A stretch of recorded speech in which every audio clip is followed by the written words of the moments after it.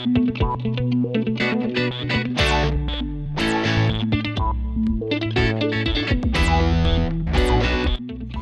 watching the Whole My Brunch podcast, hosted all the way from Sri Lanka.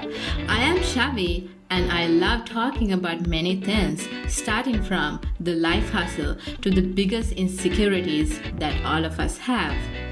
Do you need that Sunday morning coffee or tea with a strong brew? Then this is the right place for you. Stay tuned.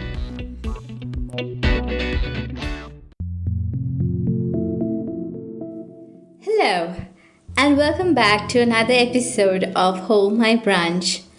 Good morning, everyone on IST, and for the rest of you, hope you had a good day. In addition to COVID-19, the world this week has been undergoing an endless slaying of humanity. Unjust and brutal actions prompted by an ex-police officer killed a young African American man named George Floyd in Minnesota. As a result, an unrest had uprising in the community. A black leopard, one of the rarest species in the assortment of biodiversity in Sri Lanka, died during treatments after getting caught into a hunter's snare. George Floyd innocently screamed, "I can't breathe," while the ex-officer was kneeling on his neck. So was the helpless black leopard. He too had the same feelings as an animal with the possession of all characteristics of a living being. Was this what late Martin Luther King Jr. and Chief Seattle wanted to celebrate as a victory for humanity and for the entire world? Rest in power, George and Bagheera.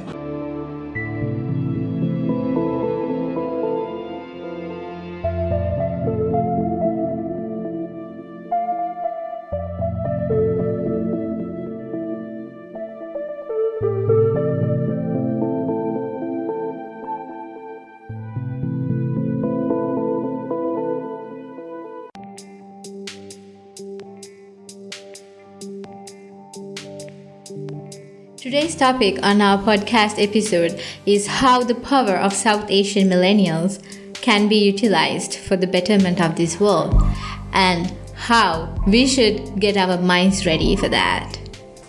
To start off, South Asians have accomplished amazing entrepreneurial, technopreneurial, managerial, entertaining roles in the world, and most of them, they are of top notch. Here is a brief introduction to South Asia for those who are not geographically and culturally aware. There are 8 countries in South Asian region, namely India, Pakistan, Bangladesh, Nepal, Bhutan, Afghanistan, Sri Lanka, and Maldives. All these countries have a common place, which is the love for curry or curry-based diet. Probably that guy or girl in your class with the curry smelling stash is proudly representing the core South Asianness. Alright, back to the topic. What do we, as South Asians, really need to develop the no fear approaching better levels in the world? At the same time, encouraging. The question what is itself quite confounding when it comes to us South Asians. When the same question turned into why and how, it potentially becomes scarier. Hello, my fellow South Asians. We worship to the most ridiculous stereotypes ever. And this is itself the problem. And when I actually deliver you the examples, you will be able to relate them to your life as well. As classic examples for stereotypes, I could take a plethora of them in my life itself. Disclaimer, I'm not a sociologist to group these stereotypes into 3 groups, but I have encountered them in mostly 3 groups. So let's get into the 3 groups. A is basically one side of coined stereotype. This is mostly based on hypocrisy. You understand when people try to analyze the situation only from one perspective. Also, these stereotypes can either stretch up to the most negative ends you could ever imagine or to the most positive in a different way. When I say positive in a stereotype, it's basically like it is kind of a plus or a pro for their side or for their perspective, and it is not necessarily correct. This entire stereotype is a triangle to me. In this triangle, it has 3 points: politics, religion, and the revised culture. Based on this triangle, a lot of people in South Asia form ridiculous, one-sided stereotypes. Then, our second type of stereotypes, which is overly patriotic. The word patriotic is a good one. But then in this example, or the form or the type of stereotype I'm going to talk about, the word patriotic will be inside single inverted commas, just to make sure it's not a legitimate thing, because most of these people who provide these stereotypes are definitely not patriotic. As an example, I am proud to be a Sri Lankan. Sri Lanka is an amazing country. It has a picturesque nature and everything. The living cost is super cheap. On top of that, tasty food.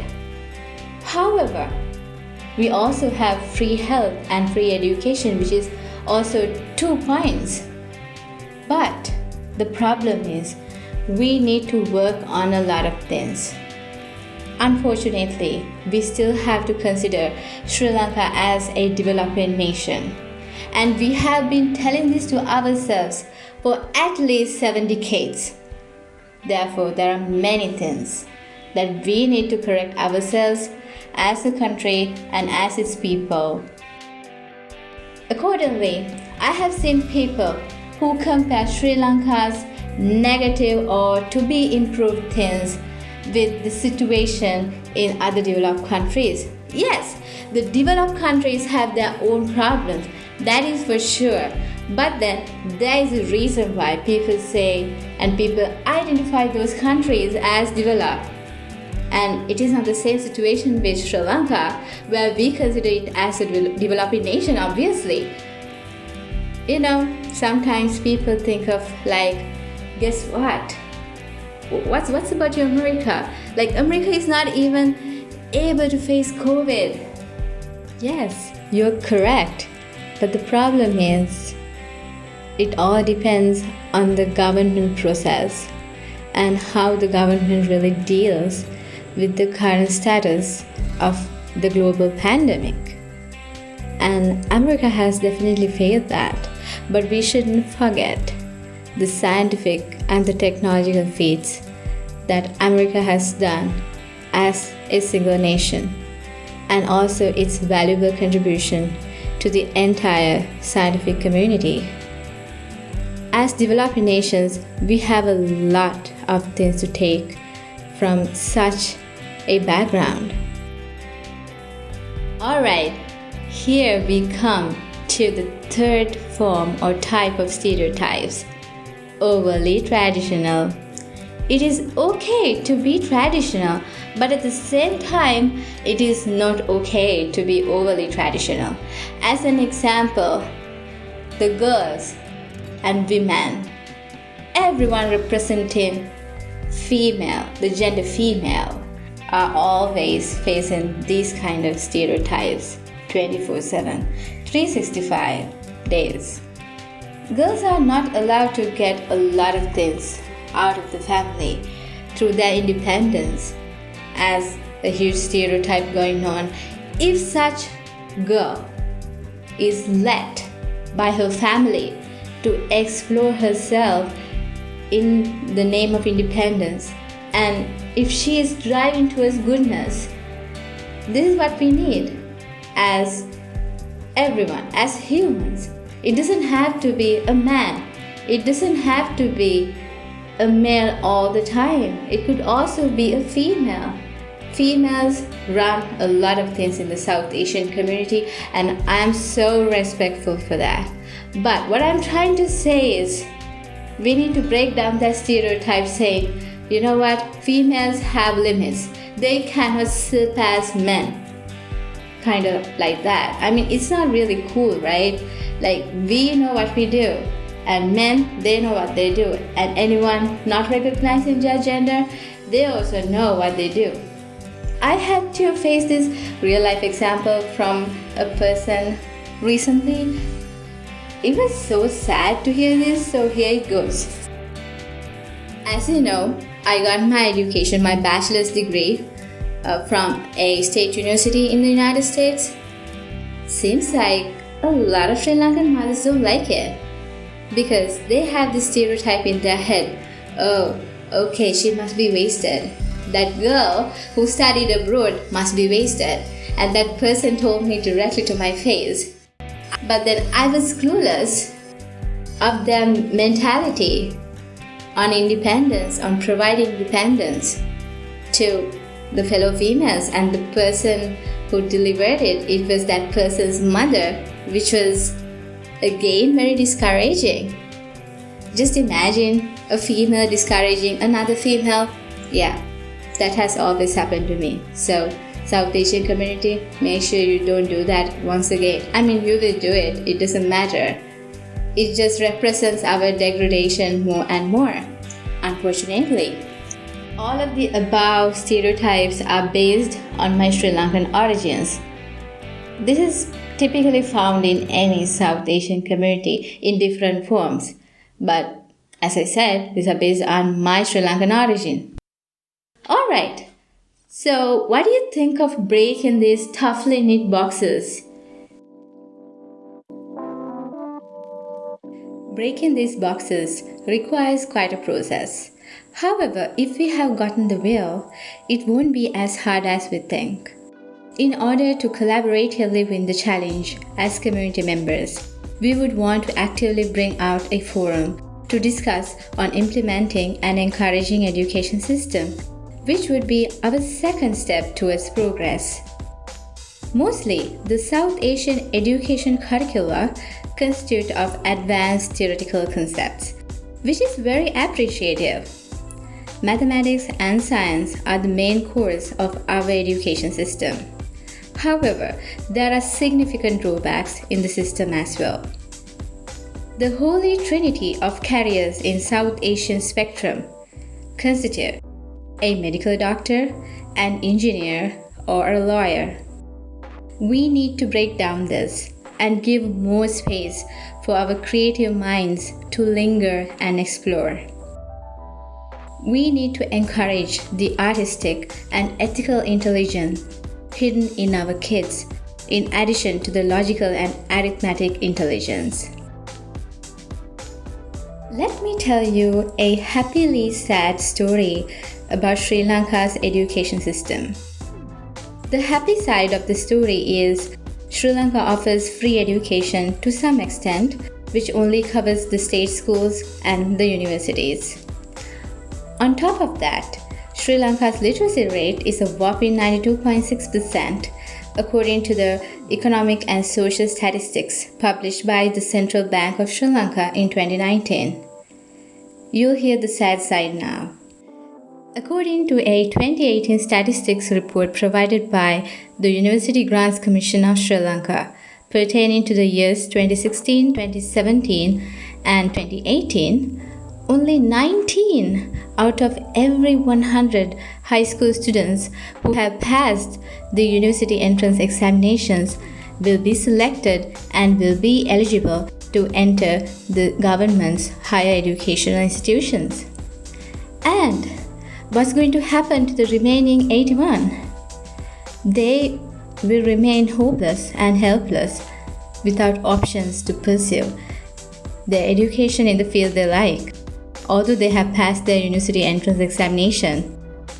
They either have to consider the private universities, which are most definitely stuck in the holy trinity of careers, and limited options, or probably go abroad to pursue their dreams.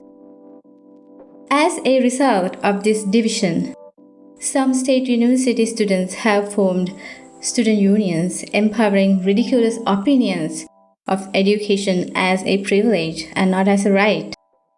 They brutally bash the private university students. They further demand the government to close down other available education pathways for who deserve it. Such a competitive education puts the entire community and its audience to a spectrum of compare and contrast bias.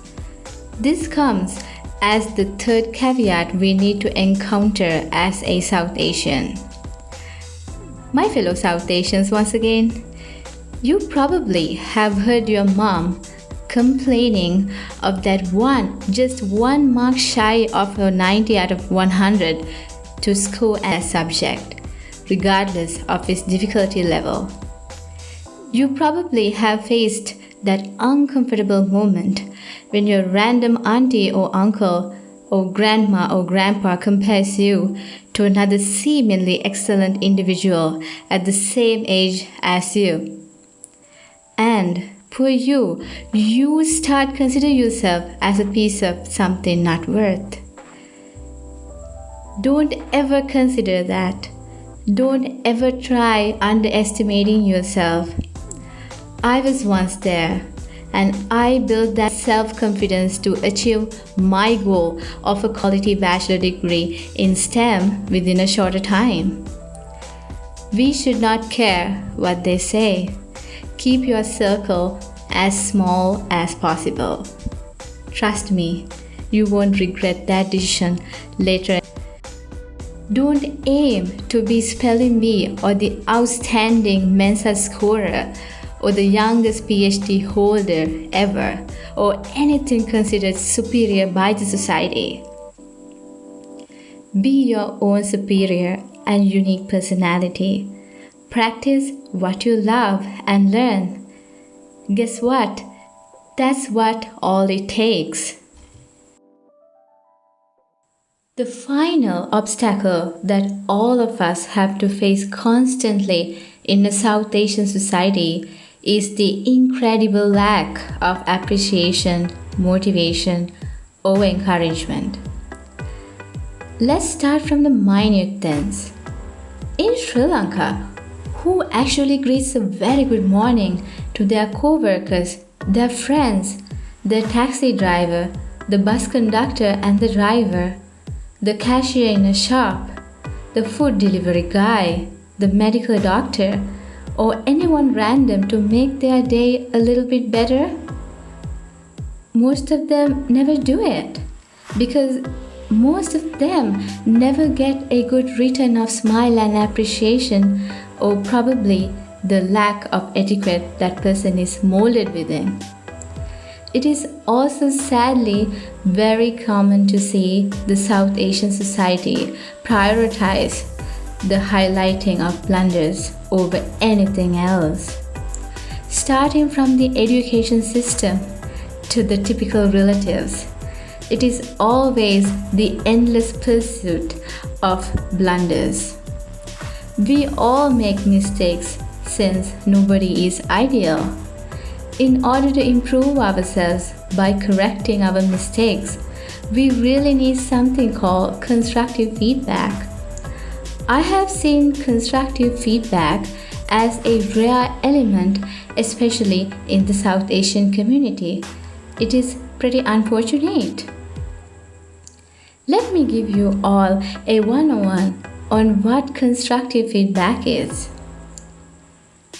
Imagine your friend is working on a blog and your friend enthusiastically shows the hard work paid off to you.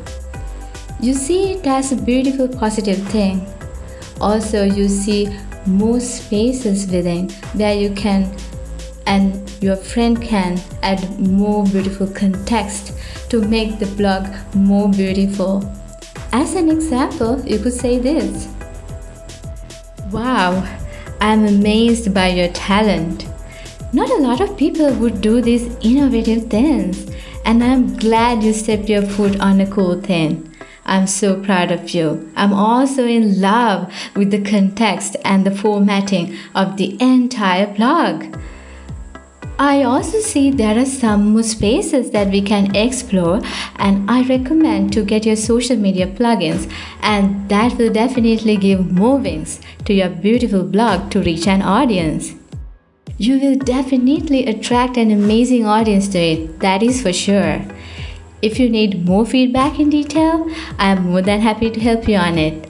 I support you 100%. You're the best. Do you motivate your friends, co-workers, or anyone random to make their life a little bit easy and bright? Please do that, since it means a lot to these people. Let me motivate my listeners a wee bit. You can do this. Your potential has many horizons to reach. You can find out your way in your best options. Other people have no idea of what you can achieve, my friend. You are the best version of yourself and not anyone else. I wish you all the best in your future endeavors. Thanks for accepting my mini motivational speech. Now, do you realize that the South Asian community has a lot of potential and empty spaces to fill in it with dynamic kinetic energy to overcome the barriers blocking free thinking? The free thinking itself influences a lot of doors to open. These doors will open as pathways to display the real power we contain in as South Asians. South Asians in the Western countries have more or less reached this guild of free thinking. However, the rest of us born and bred in South Asia have a lot more to go. If we overcome these caveats in a matter of few decades, we could definitely establish our identity as an independent community, allowing the free flow of ideas and helping out, ultimately leading us to be one of the most uniquely forward communities. Alright, that is a good lot to end our podcast episode for today/tonight. I hope you enjoyed today's episode and probably more motivated before the podcast began versus after the podcast. Basically right now.